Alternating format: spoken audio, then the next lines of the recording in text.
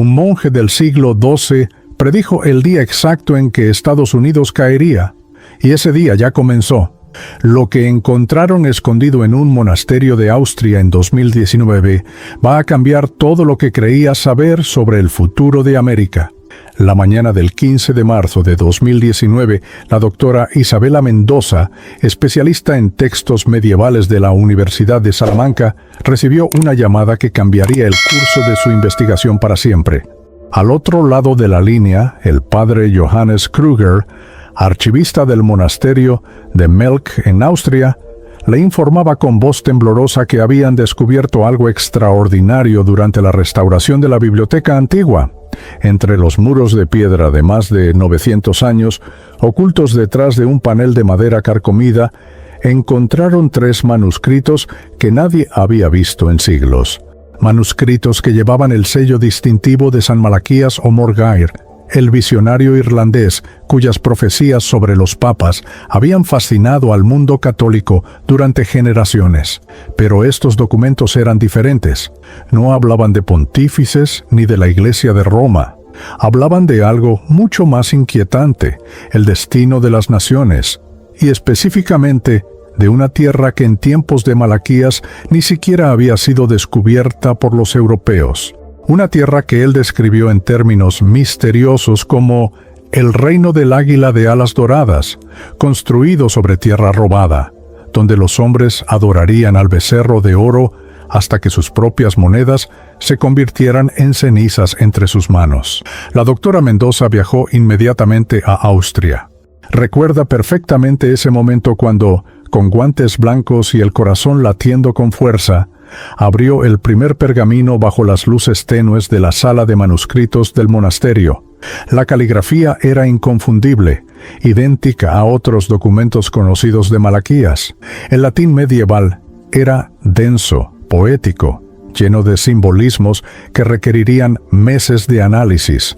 Pero había una frase que saltó inmediatamente a sus ojos, una frase que la hizo contener la respiración, cuando Aquila cadaverit et penae eius in chartam vertentur, tunc finis imperi veniet.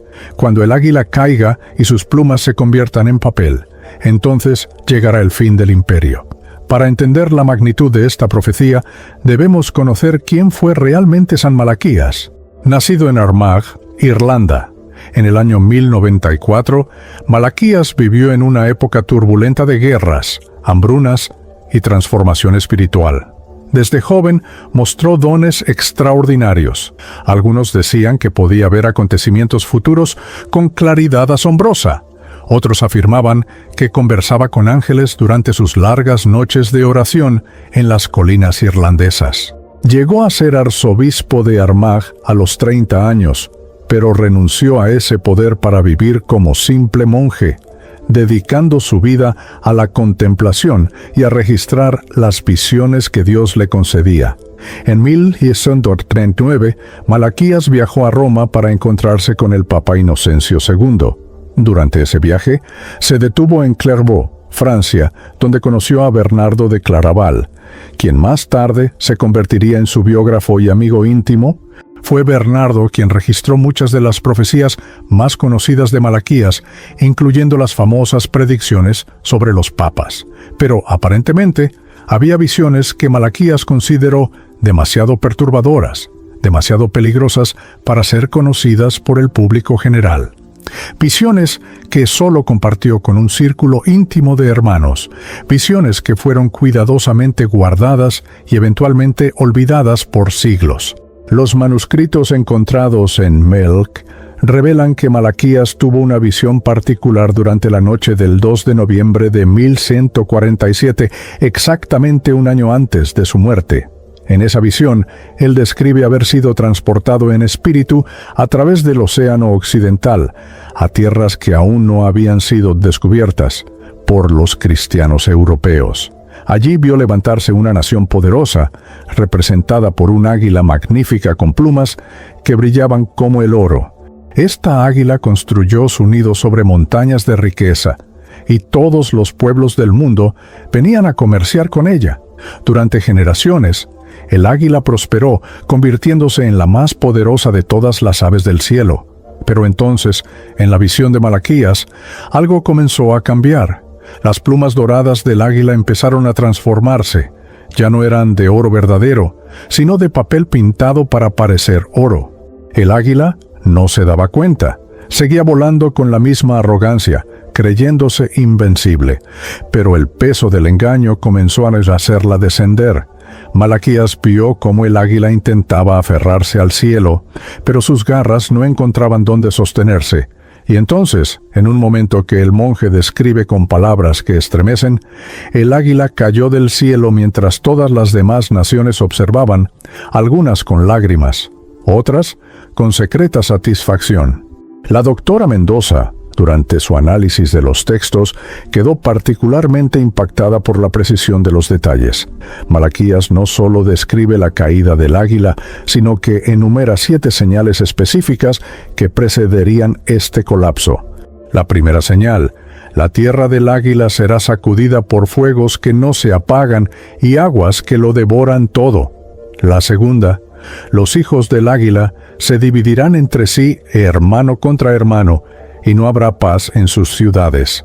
La tercera: las monedas del águila perderán su valor, y los mercaderes llorarán, porque nadie comprará sus mercancías. La cuarta: plagas vendrán sobre la tierra del águila, y muchos morirán sin consuelo. La quinta: los enemigos del águila se levantarán desde el oriente, y desafiarán su poder sin temor. La sexta: el águila confiará en su fuerza militar, pero sus armas no le darán victoria. Y la séptima, la más escalofriante: el águila olvidará al Creador, y cuando más segura se sienta, en ese momento caerá.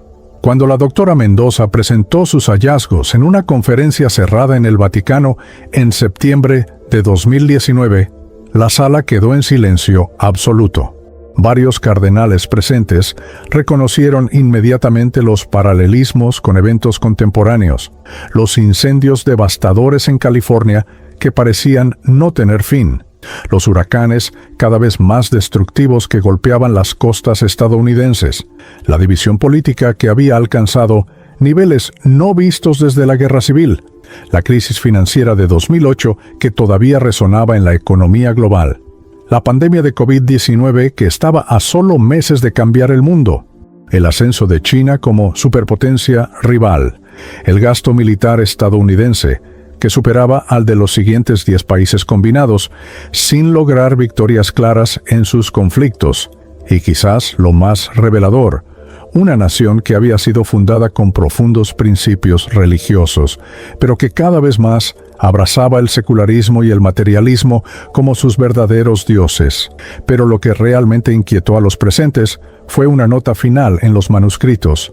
Malaquías había escrito algo que parecía imposible para un monje del siglo XII. Fechas, no fechas exactas según nuestro calendario, sino ciclos basados en eventos astronómicos y ciclos bíblicos. Cuando los expertos en cronología bíblica realizaron los cálculos, llegaron a una conclusión perturbadora.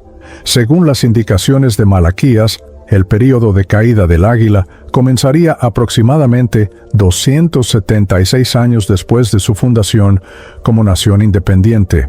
Estados Unidos declaró su independencia en 1776.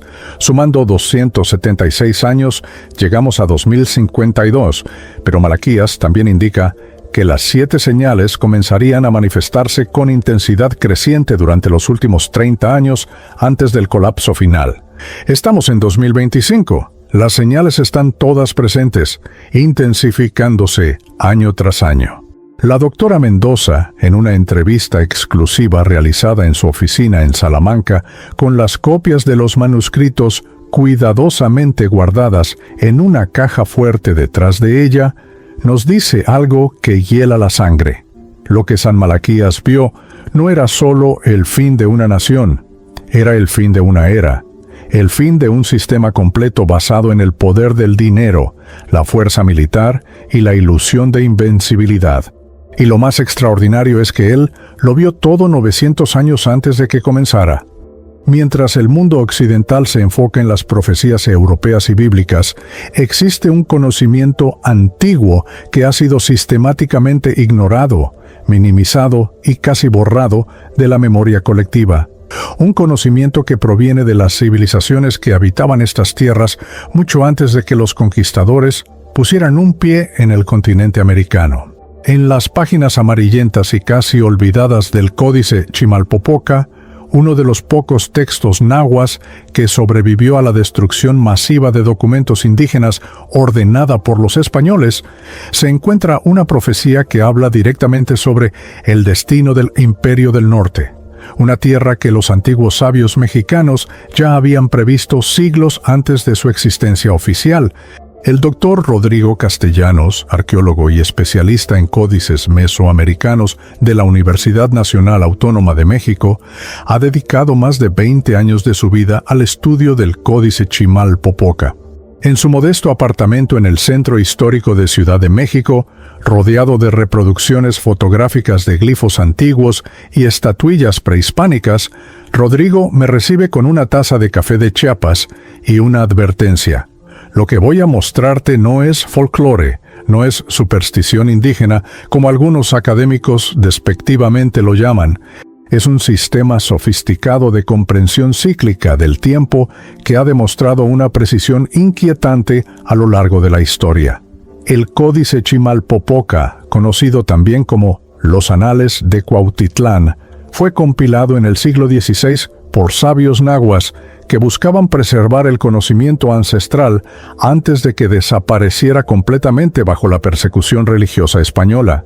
Pero las profecías contenidas en este documento no fueron escritas en el siglo XVI, sino que son transcripciones de tradiciones orales y textos pictográficos mucho más antiguos, algunos que se remontan al período clásico de Teotihuacán, entre los años 200 y 600 de nuestra era.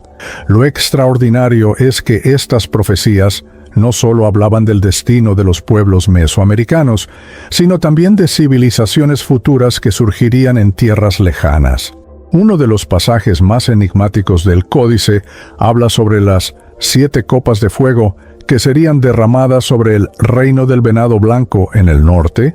Los sabios nahuas tenían un sistema complejo de símbolos animales para representar diferentes conceptos y regiones geográficas. El venado blanco era el símbolo usado para representar las tierras del norte extremo, más allá de los desiertos de Árido América, tierras que ellos conocían a través de las redes comerciales que se extendían hasta lo que hoy es el suroeste de Estados Unidos y más allá. Pero el Free Reino del venado blanco no existía en tiempos prehispánicos. Era una profecía sobre algo que vendría después. La profecía habla de 7 copas ceremoniales llenas de fuego líquido que serían derramadas sobre esta tierra en secuencia, cada una trayendo una forma diferente de destrucción y purificación. La primera copa representa el fuego de la tierra misma, cuando las montañas escupirían fuego y la tierra se abriría tragándose ciudades. Rodrigo me señala reportes geológicos recientes que indican un aumento dramático en la actividad sísmica en California, particularmente a lo largo de la falla de San Andrés. No es coincidencia. Me dice mientras me muestra gráficos de actividad sísmica que la región más rica y tecnológicamente avanzada de Estados Unidos esté construida literalmente sobre una bomba de tiempo geológica. Los antiguos mexicanos entendían la geografía sagrada de una manera que nosotros hemos olvidado. La segunda copa representa la división interna, cuando los habitantes del Reino del Norte se volverían unos contra otros, olvidando que todos son parte del mismo pueblo. Esta profecía describe con detalles sorprendentes cómo las personas se dividirían en 2 grandes bandos, cada uno convencido de que el otro representa el mal absoluto, incapaces de encontrar puntos de acuerdo, incluso en las verdades más básicas.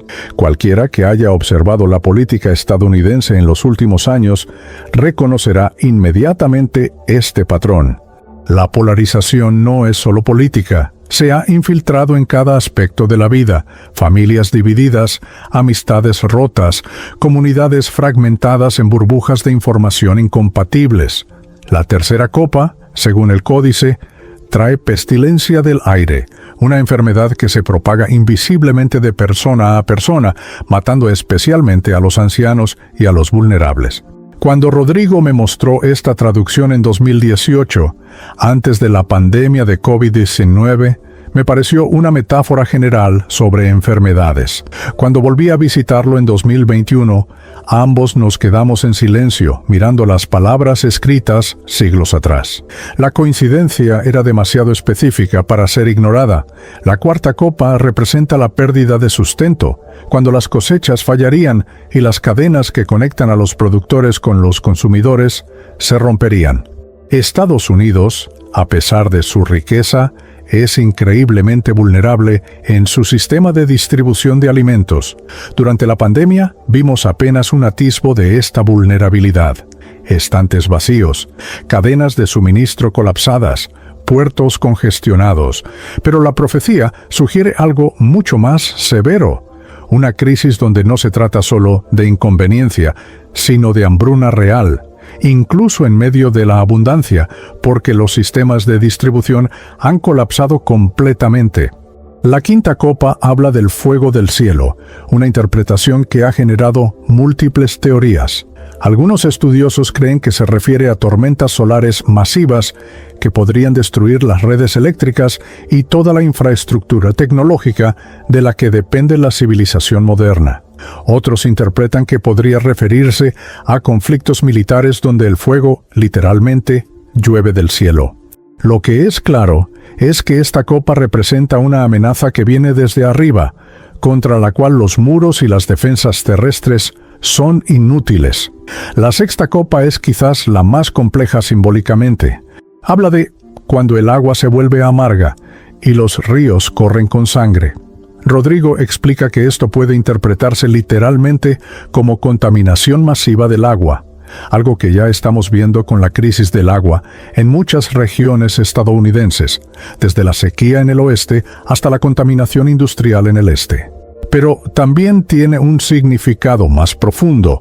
Representa la corrupción de las fuentes mismas de la vida cuando aquello que debería nutrir se convierte en veneno. La séptima y última copa es la más aterradora porque representa algo que los mesoamericanos consideraban peor que la muerte física: el olvido espiritual. Cuando un pueblo pierde completamente su conexión con lo sagrado, con la tierra, con los ancestros, con cualquier realidad más allá del mundo material inmediato.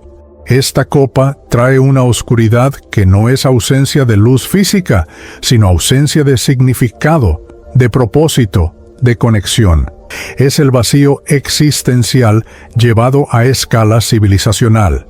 Pero aquí es donde la profecía náhua diverge dramáticamente de las profecías apocalípticas occidentales. Para los pueblos mesoamericanos, la destrucción nunca era el final de la historia. Su cosmovisión era profundamente cíclica. Creían que el universo había sido creado y destruido múltiples veces, y que cada destrucción era necesaria para permitir una nueva creación, más evolucionada espiritualmente que la anterior. El Códice Chimalpopoca no ve la caída del Imperio del Norte como una tragedia final, sino como una necesidad cósmica, un ajuste requerido para restaurar el equilibrio. Existe una figura que conecta todo esto de manera fascinante: Nezahualcóyotl, el rey poeta de Texcoco, quien vivió en el siglo XV y es considerado uno de los pensadores más profundos de la América precolombina. Nezahualcóyotl, cuyo nombre significa coyote hambriento, era conocido por sus reflexiones sobre la transitoriedad del poder y la vanidad de los imperios. Uno de sus poemas más famosos dice: «No durará por siempre en la tierra, solo un poco aquí. Aunque sea de oro se rompe, aunque sea de plumajes preciosos se desgarra. No durará por siempre en la tierra, solo un poco aquí». Rodrigo me cuenta que Nezahualcóyotl tuvo visiones proféticas hacia el final de su vida. Visiones sobre el futuro lejano de las tierras americanas. Predijo la llegada de los españoles con una precisión asombrosa. Pero también habló de otra civilización que surgiría en el norte, más poderosa incluso que los conquistadores españoles. Una civilización que repetiría todos los errores de los imperios anteriores a una escala magnificada. Ellos construirán torres que tocan el cielo, supuestamente dijo. Creerán que han conquistado la naturaleza, que han superado todas las limitaciones.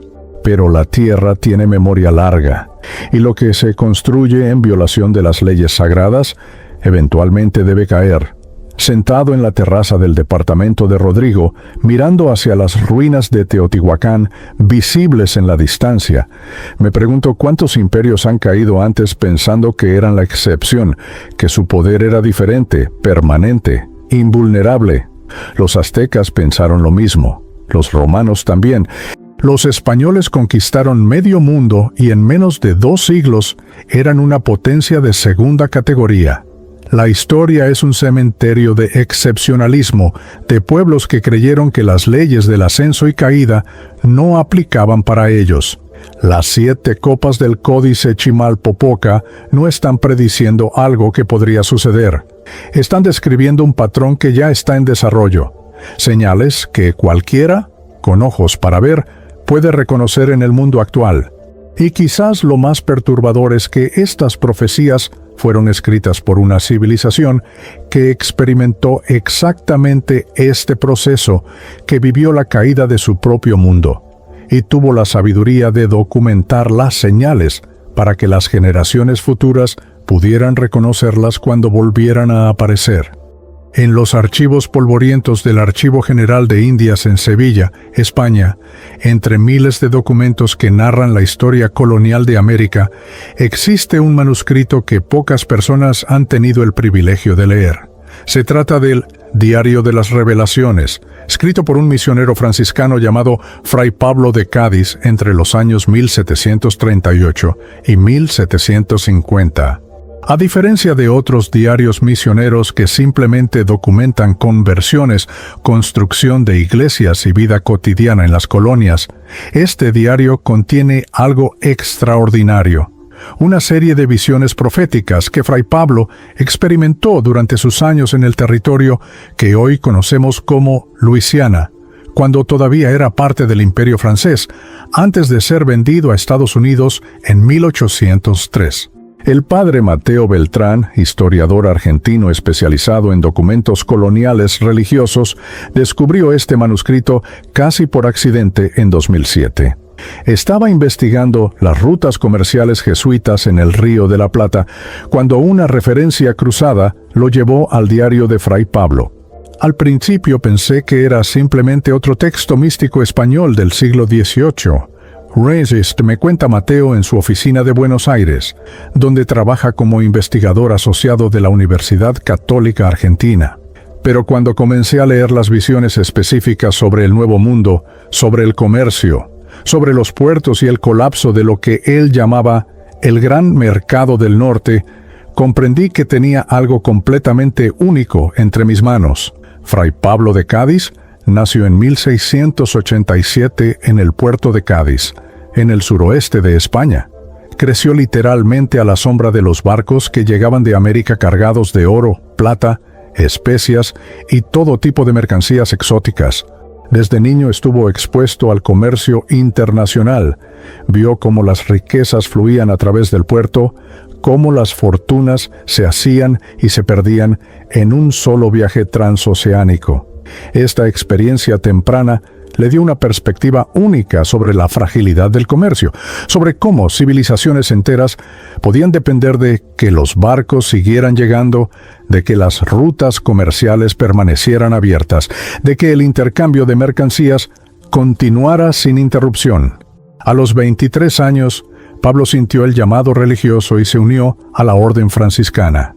En 1715, con apenas 28 años, fue enviado como misionero a las colonias francesas de Luisiana.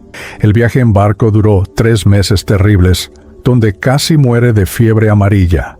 Cuando finalmente llegó a Nueva Orleans, la ciudad era apenas un asentamiento precario de edificios de madera en medio de pantanos infestados de mosquitos, pero el hermano Pablo reconoció inmediatamente su importancia estratégica. Nueva Orleans controlaba la desembocadura del Mississippi, el gran río que drenaba casi todo el continente norteamericano. Quien controlara este puerto, controlaba el comercio de medio continente. Durante sus primeros años en Luisiana, Fray Pablo se dedicó a evangelizar a las poblaciones indígenas Choctaw y Houma. Aprendió sus lenguas, vivió en sus comunidades, ganó su confianza. Pero en 1738, algo cambió. Según su propio diario, durante la noche del 23 de septiembre de ese año, mientras rezaba en una pequeña capilla de madera cerca del río, tuvo la primera de sus visiones. Describe cómo de repente la capilla se llenó de una luz dorada, y en esa luz vio imágenes que al principio no comprendió. Enormes barcos de metal, más grandes que cualquier galeón español, muelles que se extendían kilómetros hacia el agua, grúas gigantescas moviendo contenedores del tamaño de casas. Vio un puerto transformado en una maravilla de ingeniería y comercio, donde las mercancías del mundo entero convergían. Pero entonces la visión cambió. Los barcos comenzaron a alejarse, los muelles quedaron vacíos, las grúas se detuvieron, y escuchó una voz que le decía algo que escribió textualmente en latín: Cuando Magnus Portus claudetur tunc initium finis erit. Cuando el gran puerto se cierre, entonces comenzará el fin. Fray Pablo quedó tan perturbado por esta visión que enfermó durante semanas, con fiebres que los médicos coloniales no podían explicar. Cuando finalmente se recuperó, comenzó a documentar meticulosamente cada visión subsecuente, escribiendo en un código parcial que mezclaba latín, español y símbolos que aparentemente tomó prestados de los glifos nativos que había aprendido. El padre Mateo ha pasado años descifrando este diario. Me muestra fotografías de las páginas originales, escritas en una caligrafía apretada, con márgenes llenos de anotaciones y dibujos. Lo fascinante, explica Mateo, es que Fray Pablo no entendía completamente lo que estaba viendo. Describe bestias de hierro que se mueven sin caballos, claramente camiones y trenes, pero no tenía el vocabulario para nombrarlos. Describe cajas gigantes apiladas como bloques de un niño, obviamente contenedores de carga. Pero lo más impresionante es que captó la esencia económica de lo que estaba viendo. Una civilización completamente dependiente del flujo constante de mercancías a través de sus puertos. En visiones posteriores, Fray Pablo vio con mayor detalle lo que sucedería cuando este flujo se detuviera. Vio ciudades con estantes vacíos, personas desesperadas peleando por recursos básicos, una sociedad que descubría demasiado tarde que no producía casi nada de lo que consumía. Escribió sobre cómo el imperio que lo compra todo pero no hace nada, sobre la nación que ha olvidado cómo alimentarse a sí misma, cómo vestirse a sí misma, cómo construir con sus propias manos.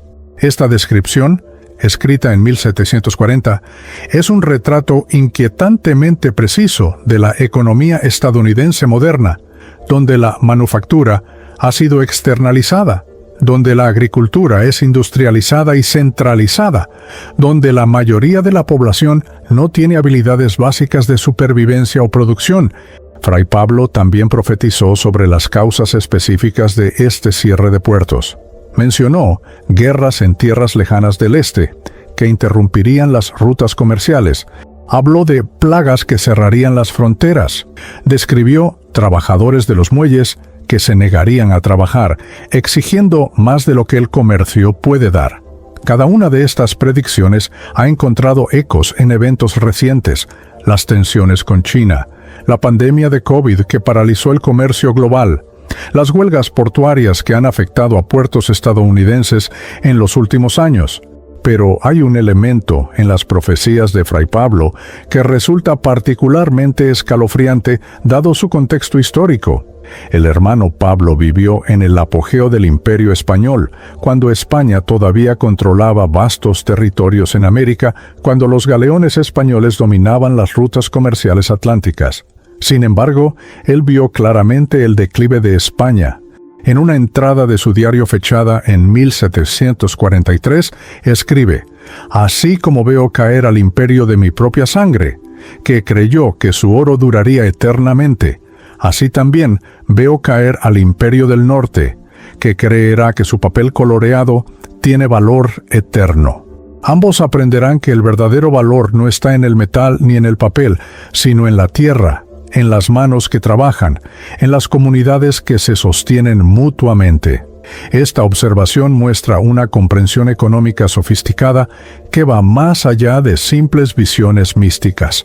Fray Pablo había presenciado personalmente cómo el oro y la plata de América, en lugar de fortalecer a España, la habían debilitado, creando inflación, destruyendo la manufactura local, haciendo que España dependiera de importaciones para todo.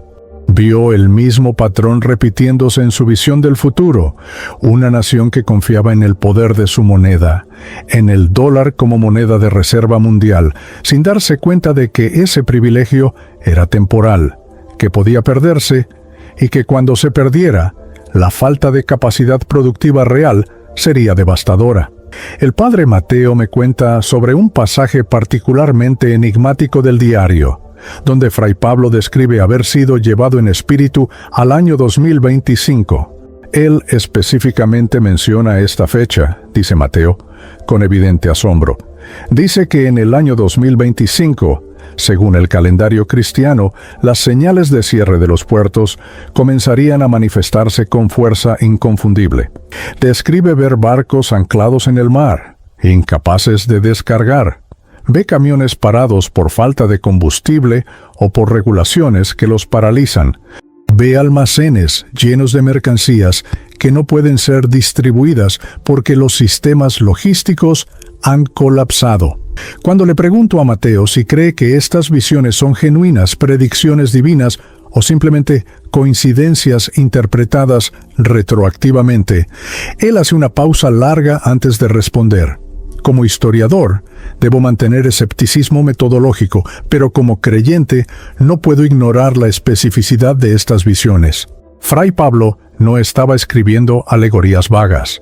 Estaba documentando imágenes concretas de un futuro que no tenía marco de referencia para entender completamente. Y lo más importante, estaba advirtiendo no solo sobre el colapso, sino sobre la causa raíz del colapso. Esa causa raíz, según Fray Pablo, es la desconexión entre consumo y producción, entre lo que una sociedad toma y lo que da, entre sus apetitos y su capacidad real de satisfacerlos. En una de sus últimas entradas, fechada en 1749, un año antes de su muerte por malaria, Fray Pablo escribe algo que resuena con urgencia particular hoy. El gran puerto se cerrará no porque enemigos lo ataquen desde fuera, sino porque la propia nación habrá olvidado que un puerto es solo un punto de intercambio, no una fuente de riqueza. La riqueza real viene de la tierra cultivada, de las manos hábiles, de las comunidades unidas. Cuando una nación olvida esto, cuando cree que puede vivir eternamente de importar el trabajo de otros mientras exporta solo papeles y promesas, entonces sus puertos se convertirán en monumentos vacíos a su propia arrogancia. Fray Pablo de Cádiz murió en 1750 a los 63 años, en la misma pequeña misión donde había tenido sus primeras visiones. Fue enterrado en una tumba sin marcador en algún lugar cerca de Nueva Orleans, perdida hace mucho tiempo bajo el desarrollo urbano. Su diario fue enviado de regreso a España, donde fue archivado y olvidado durante casi 3 siglos. Pero sus palabras, preservadas en ese manuscrito amarillento en Sevilla, hablan directamente a nuestro momento actual con una claridad que desafía el paso del tiempo. En el convento de las Carmelitas Descalzas de Santiago de Chile, guardado en un relicario de madera tallada que data del siglo XIX, se encuentra un pequeño libro encuadernado en cuero desgastado por el tiempo. Este libro contiene las memorias espirituales de una monja chilena llamada Sor Lucía Fernández, quien vivió entre 1842 y 1879. A diferencia de otras místicas cuyas visiones se enfocaban en temas celestiales o en el destino de la Iglesia, Sor Lucía tuvo visiones extraordinariamente específicas sobre catástrofes tecnológicas y sociales que no tendrían sentido hasta más de un siglo después de su muerte. Sus escritos sobre los 3 días de oscuridad que caerían sobre la nación más poderosa de la Tierra son tan perturbadores en su precisión que durante décadas fueron mantenidos en secreto, accesibles solo para las superioras del convento y algunos eclesiásticos de alto rango. El padre Sebastián Morales, teólogo peruano y especialista en misticismo latinoamericano, obtuvo permiso especial para estudiar estos escritos en 2015. Lo conocí en Lima, en una pequeña cafetería cerca de la Plaza de Armas, donde me contó la historia extraordinaria de Sor Lucía mientras el sol se ponía sobre las cúpulas barrocas de la catedral. Cuando las superioras del convento finalmente me permitieron leer los manuscritos, me dice el padre Sebastián, inmediatamente comprendí por qué habían sido tan cuidadosamente guardados. Lo que Sor Lucía describe no es simplemente una oscuridad física o espiritual metafórica.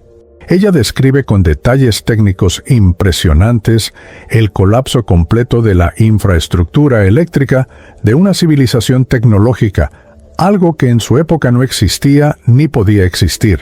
Sor Lucía Fernández nació en Valparaíso en 1842, en una familia de comerciantes españoles establecidos en Chile. Desde niña mostró una sensibilidad extraordinaria, experimentando visiones que sus padres inicialmente atribuyeron a fiebres o imaginación infantil, pero las visiones persistieron y se volvieron más intensas. A los 18 años, contra los deseos de su familia que esperaba un matrimonio ventajoso, entró al convento carmelita en Santiago. Allí, bajo la guía de confesores instruidos, comenzó a documentar sistemáticamente sus experiencias místicas. Las visiones sobre los 3 días de oscuridad comenzaron en 1873, cuando Sor Lucía tenía 31 años. Según su propio testimonio, durante 3 noches consecutivas en el mes de octubre de ese año, experimentó lo que ella describe como transportación espiritual a un tiempo y lugar futuros.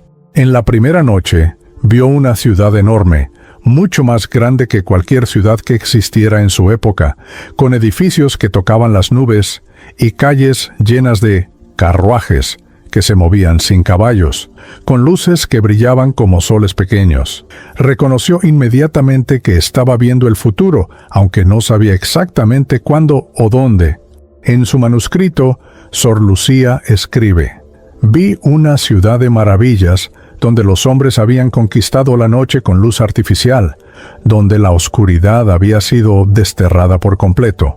Las casas brillaban desde dentro, las calles estaban iluminadas como si fuera día, y los habitantes de esta ciudad caminaban confiados, creyendo que habían vencido a la oscuridad para siempre. Pero entonces, en un instante que no puedo describir con palabras humanas, toda la luz se apagó. No gradualmente, no apagándose una por una como las velas en una iglesia, sino instantáneamente, todas a la vez, como si una mano gigante hubiera sofocado cada llama simultáneamente. Lo que sigue en su descripción es verdaderamente escalofriante. Sor Lucía describe el caos que se desató en los primeros momentos de oscuridad. Los carruajes sin caballos chocaban entre sí porque los que los guiaban no podían ver. Las personas quedaban atrapadas en cajas que subían y bajaban por los edificios, claramente ascensores, aunque ella no tenía nombre para ellos. Describe hospitales donde máquinas que mantenían vivas a las personas dejaban de funcionar, provocando muertes masivas. Habla de comida que se pudrió en grandes almacenes fríos porque el hielo artificial dejó de fabricarse. Cada uno de estos detalles muestra que Sor Lucía estaba viendo una sociedad completamente dependiente de la electricidad, experimentando un apagón total. Pero lo más inquietante de su visión no fue la oscuridad física, sino lo que reveló sobre la naturaleza humana. El padre Sebastián me muestra copias fotográficas de páginas específicas del manuscrito, donde Sor Lucía describe cómo, en ausencia de luz artificial, en ausencia de los sistemas que mantenían el orden social, La civilización comenzó a desmoronarse con aterradora rapidez. En el primer día, escribe, la gente todavía mantenía la esperanza, creyendo que la luz volvería pronto. En el segundo día, comenzó el miedo, y con el miedo vino el egoísmo. Vecinos que se habían saludado cortésmente el día anterior, ahora se peleaban por velas y comida. En el tercer día, vi cosas que preferiría no haber visto, actos de violencia y desesperación que mostraban cuán delgada es la capa de civilización que nos separa del caos. Sor Lucía era especialmente sensible a los aspectos espirituales de lo que estaba presenciando. Observó que la oscuridad física se correspondía con una oscuridad espiritual que ya existía en los corazones de las personas antes de que las luces se apagaran. Estas personas, escribe, habían puesto su fe en sus máquinas, en sus luces, en su tecnología. Creían que habían trascendido las limitaciones de la naturaleza humana. Pero cuando las máquinas fallaron, cuando las luces se apagaron, descubrieron que bajo toda su sofisticación tecnológica seguían siendo tan vulnerables, tan propensos al pánico y la violencia como sus ancestros más primitivos. Quizás más, porque habían olvidado cómo vivir sin sus comodidades, cómo depender de sí mismos y de Dios, en lugar de depender de sus inventos. El padre Sebastián señala que lo más profético de la visión de Sor Lucía no es simplemente la predicción de un apagón, sino su comprensión de lo que este apagón revelaría. Ella vio, explica, que la verdadera oscuridad no estaba afuera, sino adentro. La sociedad que ella estaba viendo había construido una fachada brillante de progreso y civilización, pero había descuidado completamente el desarrollo espiritual y comunitario. Cuando las luces se apagaron, esa fachada colapsó instantáneamente, revelando el vacío que había debajo. En visiones posteriores, Sor Lucía intentó comprender qué causaría este apagón masivo. Describe ver tormentas de fuego en el cielo, como si el sol mismo estuviera arrojando lanzas contra la tierra. Los científicos modernos reconocen inmediatamente esta descripción: tormentas solares masivas, eyecciones de masa coronal que podrían freír los transformadores eléctricos y destruir la infraestructura de comunicaciones.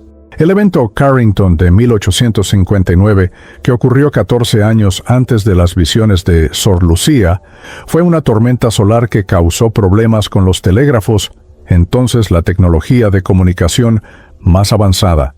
Si un evento similar ocurriera hoy, con nuestra dependencia total de la electricidad y la electrónica, las consecuencias serían exactamente como Sor Lucía las describió.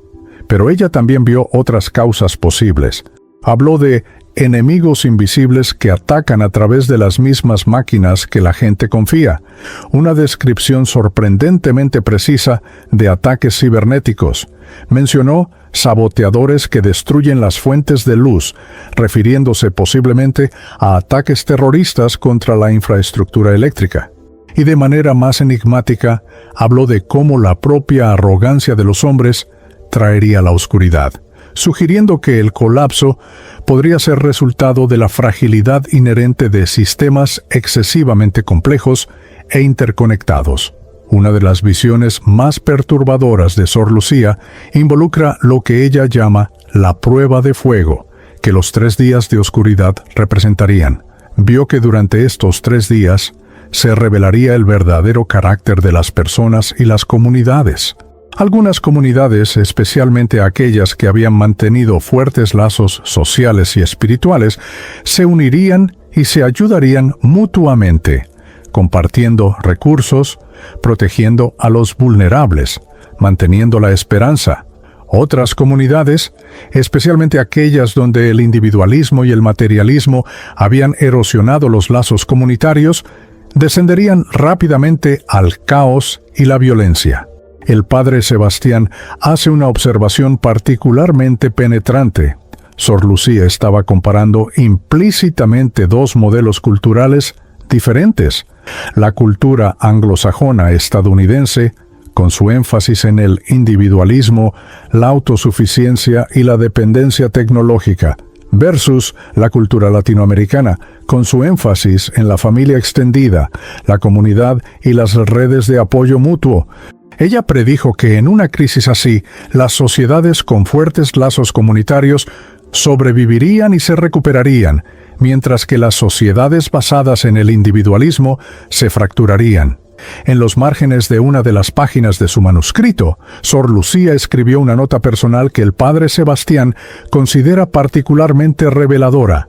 Le pregunté al Señor por qué permitiría tal sufrimiento, y Él me mostró que no es castigo, sino misericordia. Porque solo cuando las luces artificiales se apaguen, los hombres volverán a ver la luz verdadera.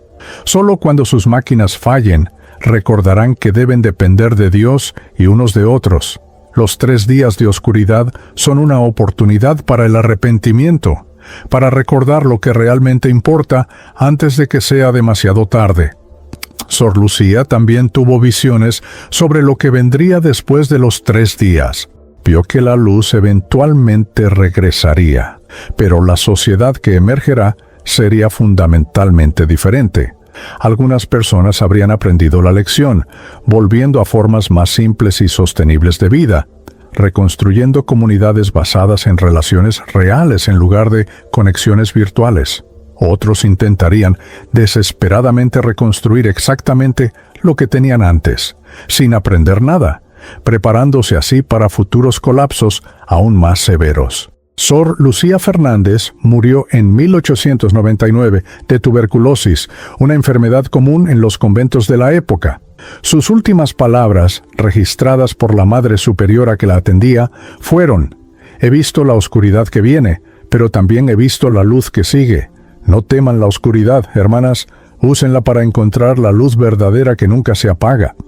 En las profundidades de la selva paraguaya, donde el río Paraná serpentea entre bosques antiguos que han permanecido prácticamente inalterados durante milenios, vive una comunidad guaraní que ha preservado conocimientos ancestrales transmitidos oralmente de generación en generación durante más de 1000 años. Entre estos conocimientos se encuentra una profecía que habla no del fin del mundo, sino del fin de un ciclo de desequilibrio y el nacimiento de una nueva era de armonía.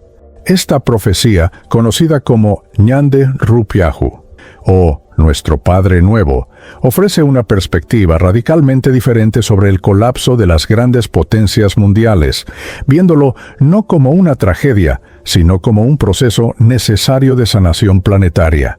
Don Aurelio Gaona tiene 83 años y es el chamán principal de su comunidad, ubicada cerca de la ciudad de Encarnación, en el sur de Paraguay. Lo conocí en 2024, después de meses de negociaciones y de ganarme la confianza de miembros de su comunidad. El encuentro ocurrió durante la luna llena de agosto, en un claro del bosque donde su pueblo ha realizado ceremonias durante generaciones incontables. Don Aurelio, con su rostro surcado por arrugas profundas que parecían mapas de ríos y ojos que brillaban con una lucidez inquietante, accedió a compartir conmigo las enseñanzas que normalmente se reservan solo para los iniciados de su pueblo. Los blancos siempre han malentendido nuestras profecías, comenzó don Aurelio en guaraní, mientras su nieto traducía al español. Piensan que hablamos del fin, de destrucción, de castigo. Pero nosotros no vemos el tiempo como ustedes lo ven.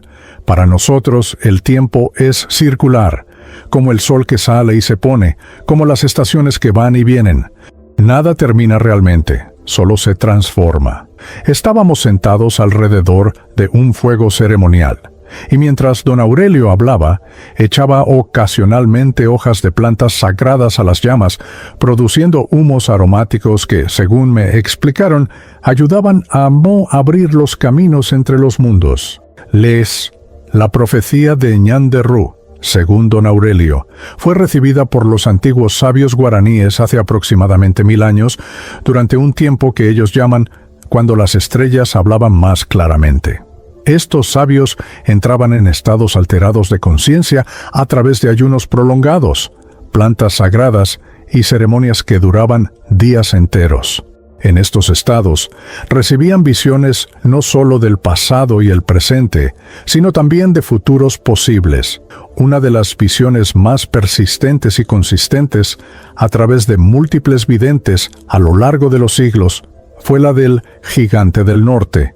Nuestros abuelos vieron venir a los europeos mucho antes de que llegaran, explica don Aurelio. Vieron los barcos, vieron las armas de fuego, vieron las cruces, pero también vieron más allá de eso.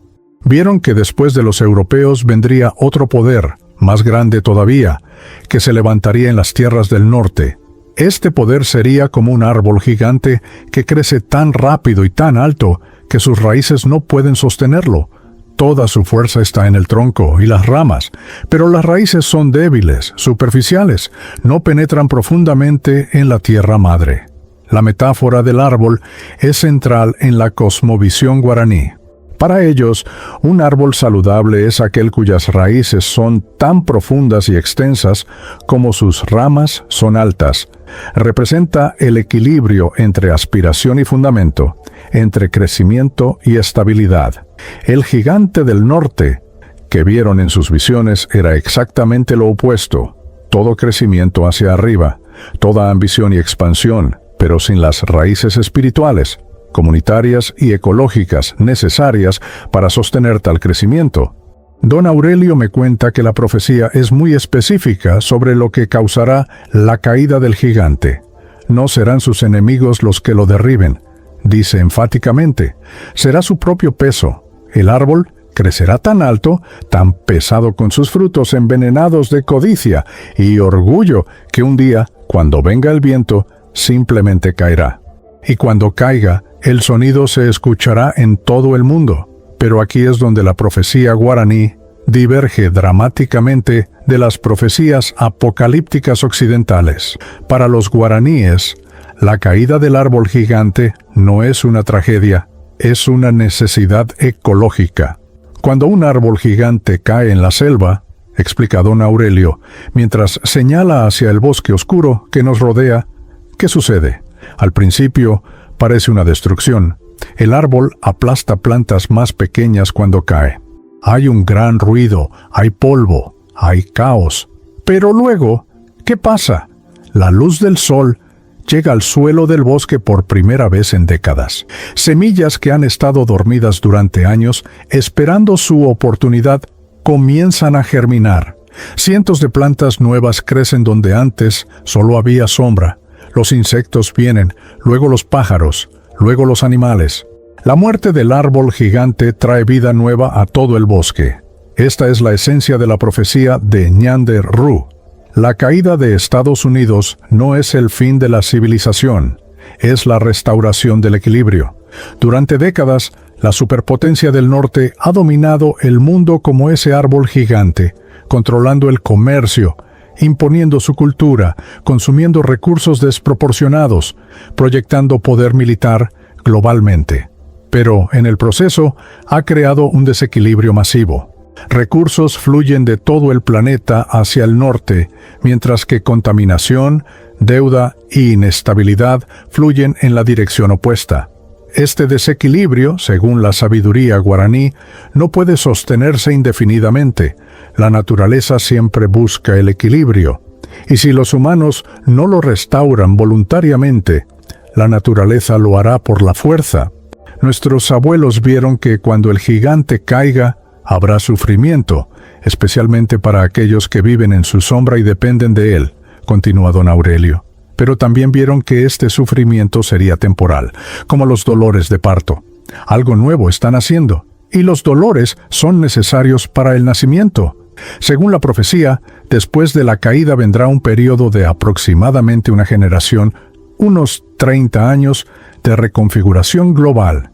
Durante este tiempo, el poder se redistribuirá, nuevos centros de civilización emergerán, y sobre todo, surgirá una nueva comprensión de cómo los humanos deben vivir en el planeta. La profecía es específica sobre el papel que Sudamérica jugará en esta transformación.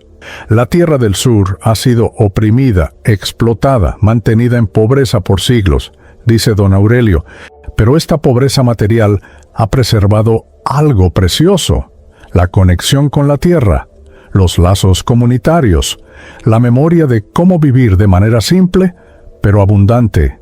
Cuando el sistema del norte colapse, cuando su dinero no valga nada, cuando su tecnología falle, los pueblos del sur que nunca dependieron completamente de ese sistema serán los que mejor sobrevivan y eventualmente prosperen.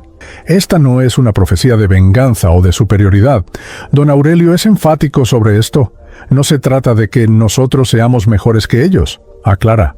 Se trata de que nosotros hemos aprendido, a través de mucho sufrimiento, lecciones que ellos todavía necesitan aprender. Hemos aprendido que la verdadera riqueza no está en acumular cosas, sino en tener relaciones fuertes. Hemos aprendido que la tecnología es una herramienta, no un Dios. Hemos aprendido que la tierra no es algo que poseemos, sino algo a lo que pertenecemos. Estas lecciones serán invaluables en el mundo que viene. Durante la ceremonia, Don Aurelio realiza un ritual que ha sido practicado por su pueblo durante generaciones. Dibuja un círculo en la tierra con cenizas del fuego, y dentro del círculo dibuja 4 cuadrantes representando las 4 direcciones y las 4 edades de la humanidad según la cosmología guaraní. Estamos al final de la 4ª edad, explica, señalando al cuadrante que representa el presente. Esta es la edad del hierro, la edad de las máquinas, la edad donde los humanos se olvidaron de que son parte de la naturaleza y comenzaron a verse como sus amos. Pero la 5ª edad está por nacer, la edad del regreso al equilibrio, donde los humanos recordarán su lugar correcto en el tejido de la vida. Uno de los aspectos más fascinantes de la profecía guaraní es su énfasis en la preparación espiritual, más que material. Don Aurelio es claro sobre esto.